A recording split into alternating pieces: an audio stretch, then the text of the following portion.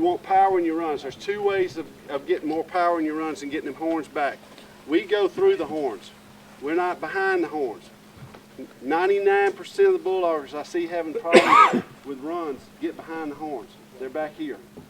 Their body's back here. They're behind the horns. All the power's in front of them then. Steers got the advantage. How do we get the advantage? We want them steers to come back in our stance. We want to be way up over them. So what we want to do, there's two ways of doing it. First one's bend over. That's all you do. Steer comes back. You see what I did? The second one, the most important one though, is this. Drive. Drive back in there. Stay back in there. See where if this was the inside horn, look at the difference of where it's going. I can do it like that, or you can see my hand. But here's the difference is, if I just lean over, this is the way a lot of bull owners do, they got their legs, they're still behind the horns. They're still behind the horns.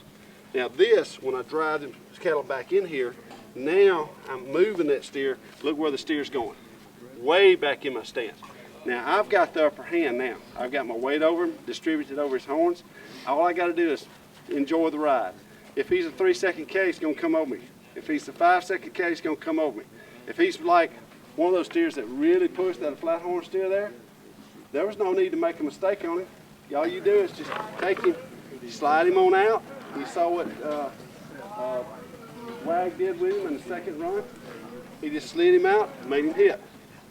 He waited on the steer, whatever he gave him. And that's a big lesson to learn.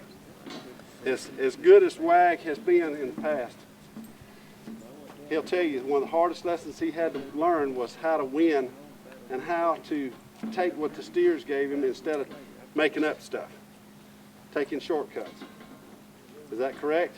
Yes, sir. Everybody sees the steer go right before them thrown in mid-3 and you think, oh man, I got to be faster than that. They pay more than one money.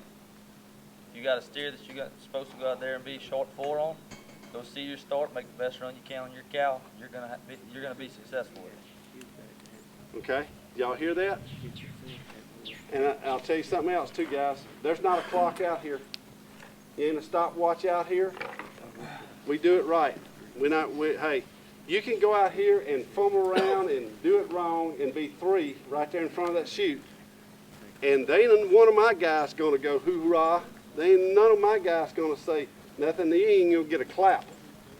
You slide one from here all the way through here and then be over him when he comes around and hits.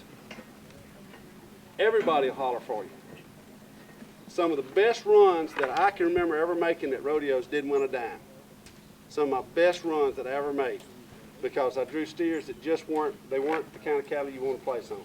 But as far as the runs themselves, mechanically, I felt better when I left there than when I got there, because those runs meant something.